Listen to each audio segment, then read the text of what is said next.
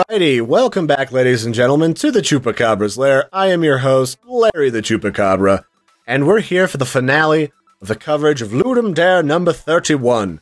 Because voting has ended, the votes have been tallied, and we have a selection of top-ranking individuals in games and winners.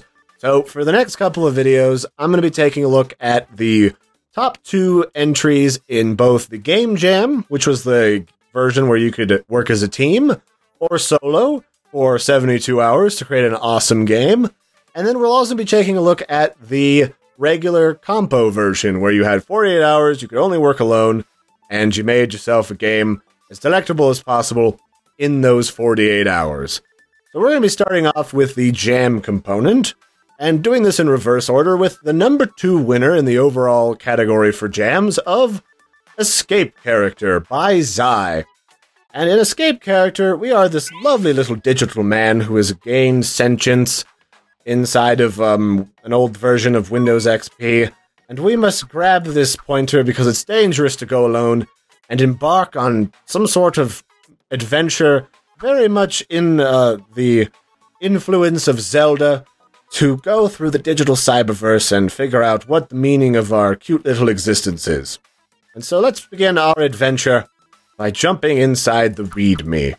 Hello, I am the architect of your amazing new home. Please stay here forever. If you have any further questions, you can reach me at zai@toastygames.com. Thanks a whole floopin' bunch, Zai. Also, P.S. Please don't listen to that stupid green thing beside the clock. It lies! Hearts and kisses. Bye. Alright, sounds cool, I guess. Sorry, Green Man. Told me you're evil, but you gave me this cool stabby jig. Alright, can I enter the start menu? No moss. Alright, I guess the only thing left to do is go and explore Zai's saucy private folder. No selfies in here, or spicy selfies either, but there is a spicy firewall. Who even has firewalls on their desktop in a folder? I don't even care if it's listed private. Who keeps super private stuff on the desktop? People like Larry get into your house and mess with it. Alright, well, what's this README say? You're really not supposed to be here. Well, just be a good little file and don't touch anything. Oh, come on now, Zai. You know Larry better than that. I gotta fondle everything in here now. Alright, let's disable this pesky firewall. And hey, we can get ourselves some snacks. Sweet. Alrighty. Well, before we go into any other reading, I need me a little snacky. I'm feeling a little bit peckish. Oh, good. Oh, that's fantastic. No, we couldn't just have, like, raisin oatmeal or sugar cookies or some weird Rudolph-inspired holiday cookie, because, you know, it's New Year's-y time as I'm making this. Also, Happy New Year, everybody. Who's watching this. This is going to go out the start of 2015. No, you couldn't have any of those saucy cookies. No, we had to have the NSA cookies that get feisty and they want to bite me with the vampire teeth as they spy on me. Alright, well, come here. Snacking is happening. Just make peace with it, Cookie Man. Oh, come on, don't touch me. Alrighty. Okay, more options. I'm game. Ooh, artwork. I do love me some artwork. Oh, and yes, show Larry some of that saucy love, computer. What do we got here? Health fully restored. Your secret admirer. Aw, that's so sweet. Larry's got a secret digital stalker of what follows me and gives me goodies. Sign me right up. Yeah, I dig this game. It's a good package. It's sort of like a combination of like Zelda and a little bit of the feel I get from, like, The Binding of Isaac, thrown in with sort of that sort of cartoony, childlike way of, like, thinking about what things must be like if all the little components inside of, like, a computer, or the human body, or, like, a phone, or what have you, were all a bunch of little people that were just trying to live out their kooky little lives. And it's sort of like what you saw in Reboot, that old show from the 90s, and also from, like, the movie Osmosis Jones. Alrighty. Congratulations, you passed the test. You successfully ignored my warnings about not touching my private stuff that I keep inside of a folder clearly labeled as private. So your reward awaits. Go on. Well, yeah, I already got your reward, Zai, with your NSA cookies and trying to eat my insides. Nuh-uh. I thought that was actually a pretty good little tidbit there. That he actually used little ASCII art symbols for hearts in order to denote our health. And you lose like half of one of these hearts at a time whenever you get hit. That's a really nice touch. And I can definitely see why this game ranked really high, because Escape character, it's really simple. You know, it's a really fun, cartoony art style. Maybe not even cartoony, but like sort of cartoony, sort of very realistic. And it's very approachable, and it's a really fun concept all around. Did you really think there would be any hope for your escape, Larry? I made this game, and I made you, and I'm afraid this is the end, because I only had 72 hours to make this. Enjoy eternity here. Bye for now, Zai. Yes, please fill out the survey on the desktop if you have the... But of course you have the time. Alright, you, just shh with your sauciness. But no, this is good. I like this. There's all sorts of nice little tidbits, and you can go through a very fun adventure through cyberspace. And this could be like a series of events that you might imagine, you know, you'd go through as a kid, you know, like when you first learn how to use a computer, or, you know, you go on all these crazy adventures on mom's laptop when you're a kid. And, yeah, I like it. There's all sorts of stuff you could do. There's, like, eventually getting into Internet Explorer or some different version of that.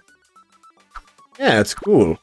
And, of course, Zai is pretty wonderful for making this game, but let's disable the quickie firewall. I want to see what's in here.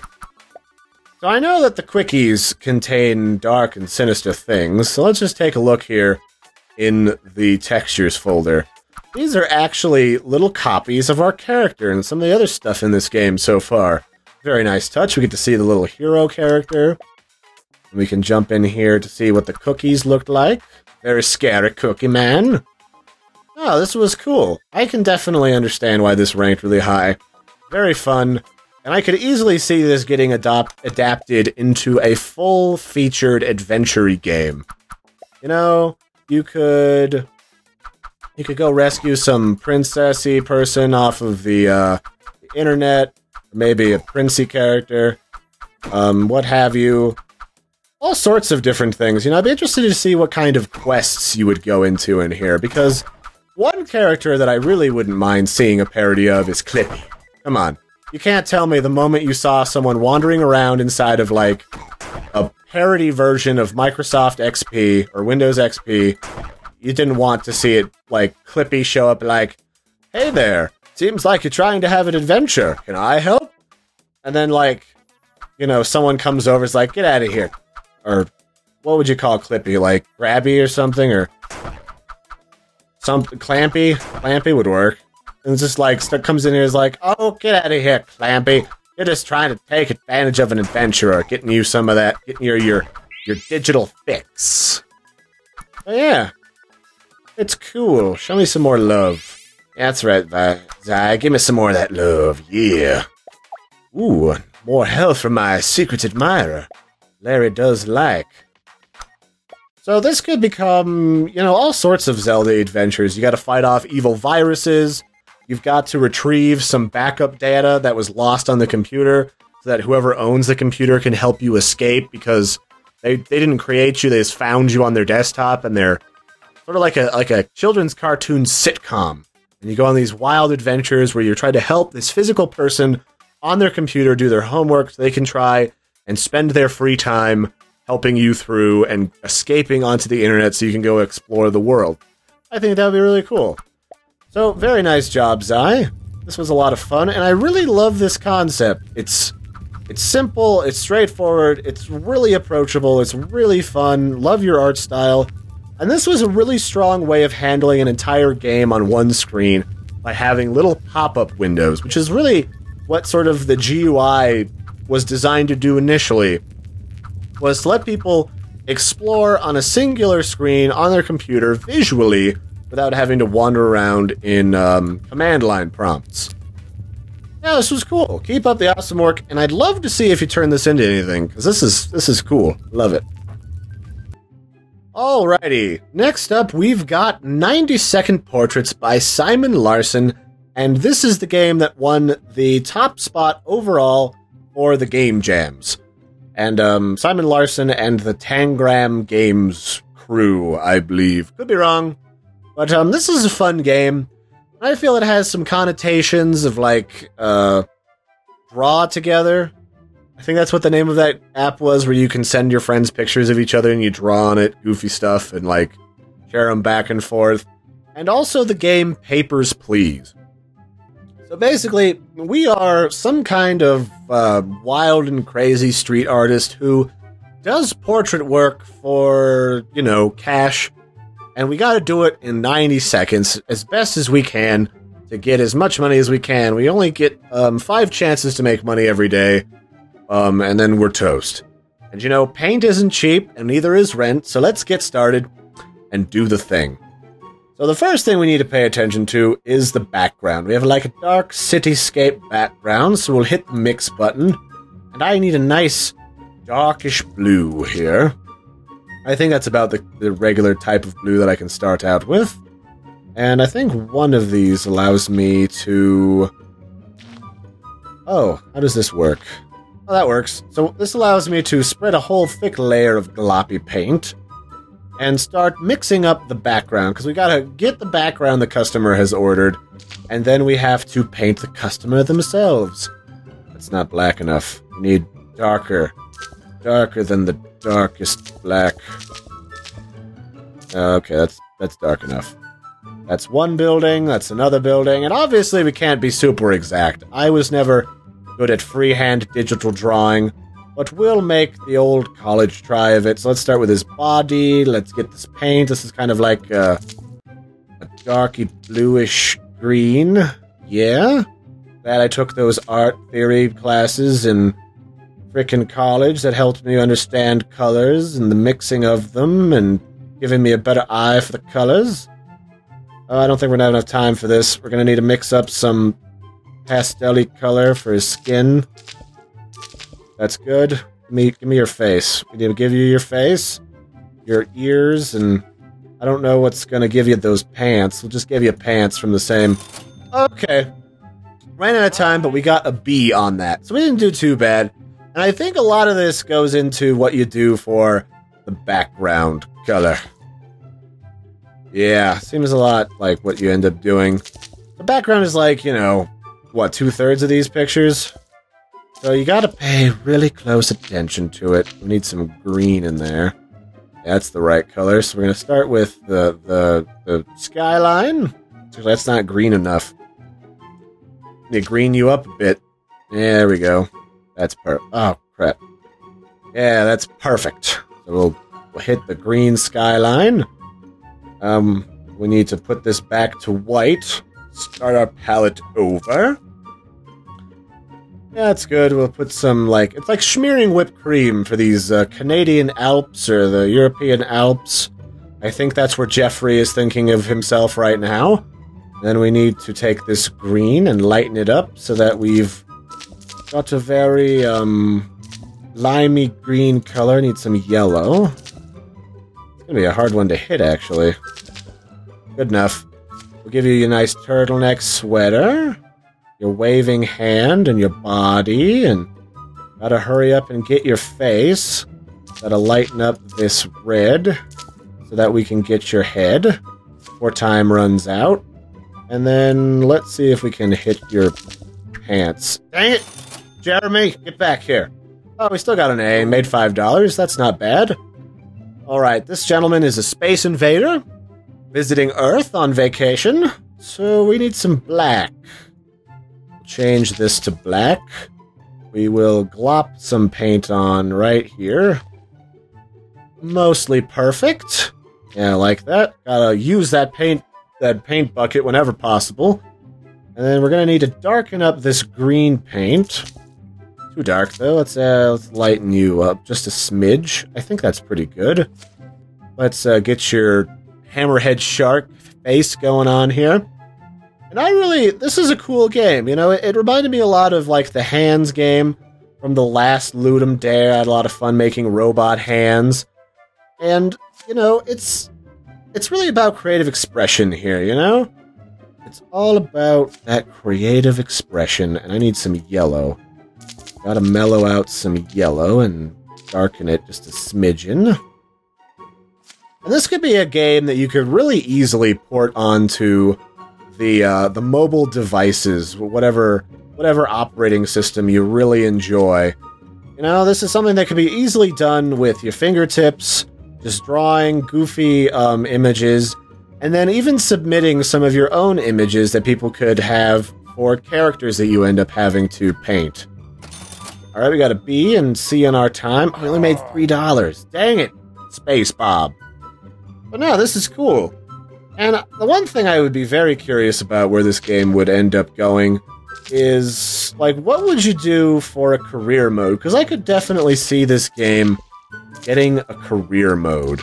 You know? Do you feel that too? I'm feeling career mode with this. I mean, this game could very easily have, like, a mode where you're, like, a caricature artist who works on the side of the street every day, and you go on wild adventures with these other characters who, you know, maybe one day for your deal you have the option of helping out another street artist who has kind of had a run of bad luck and they had their paint stolen. So you lend them one of your paint colors, and maybe that leads to you screwing up a painting for one of your customers. You don't make as much money. And later that guy comes back when you need help and is like, dude, I saw you get a rough customer. It's all right. I got your back. I got you covered. I'll cover your booth. Go save the world from aliens. You know, something like that would be really cool, where most of the gameplay is still just this, and there's these little subtle things that can affect where the game mechanics go. You know? Little simple things like that. You know, because that was a lot of what Paper Please does. You know, it's this counterplay between letting people through the border and not letting them murder the crap out of people or whatever. And so no, it's good. I like it. It's got a lot of potential. You can do a whole bunch of stuff. And I think what you could definitely do is offer some different types of upgrades to people for when they go through the game. You know, so like maybe you get like a different set of brushes that could help you paint. You know, maybe you don't need so much filler stuff as you need like really quick, fine strokes. And then maybe you have to worry about how much paint is left on your brush, too. I could see that being a huge issue for folks. So we need to put this tree in here. That looks like not the right color of tree, but we don't have a lot of time on the clock. Then I need to mix this into a lighter shade, like a brown gray for her pants. So here's your pants. You're gonna be bow-legged in my painting, ma'am. I hope you're okay with that, because you don't really have a choice in the matter. And then I need to darken up blue. Throw that in there. And so this is another game that's really simple. It's really easy to get into. And you don't need to be hyper-realistic with your painting either. You just need to get in there and do the thing. That's all it really takes. Was that? It's this color. Sometimes making skin tones gives Larry a little trouble. That's your hair. What do we get for that?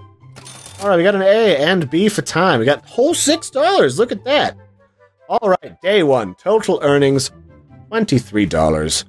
Alright, not bad. We made a lovely Picasso of Large Tony. And Jeremy visited the Swiss Alps. Looking very suave and sexy, Jeremy. Alien Bob, we're not on good terms. You stiff me a little bit, okay? I put your mouth in and everything, Bob. What do you want from me? I cannot work miracles with you. You have 4 arms, 2 legs, with tentacle feet. Come on. But no, this was cool. And it's some rough accuracy that you get here. Batman in the background. Very nice job, you guys. Love these games. It's no mystery why these made it to the top. They're very fun and very simple. And those are a lot of the games that tend to make it to the top in Ludum Dare. You know, they're simple, they have a simple concept, and it's easy to make a really dynamic game from the simplicity of that. It's both simple and complex at the same time, which makes it really approachable, and then once you add the dynamic, the complexity, it doesn't scare people away. But yeah, very nice job, everybody. These games have been a lot of fun, and a big shout out to everybody who's been giving me suggestions and sending me recommendations for games I should check out to these videos. I haven't gotten a chance to record all of them, probably won't, but either way, I've gotten the chance, thanks to Mike who runs the Ludum Dare. He set up some pages so that myself, Button Masher Bros, Jupiter Hadley, a bunch of folks like us, we can all jump in here and vote on all these sweet games. So I did go through and vote on all the games people sent me. And I'll be definitely voting on a whole bunch more in the future. And so until next time, I've been your host, Larry the Chupacabra. Stay tuned for the second part of this finale, a couple of videos where I take a look at the 48-hour jam versions, where solo entries jammed it out, creating their awesome games in 48 hours. And don't forget to like and subscribe, and I'll catch you next time. Hope you're having a great start to 2015, and toodaloo!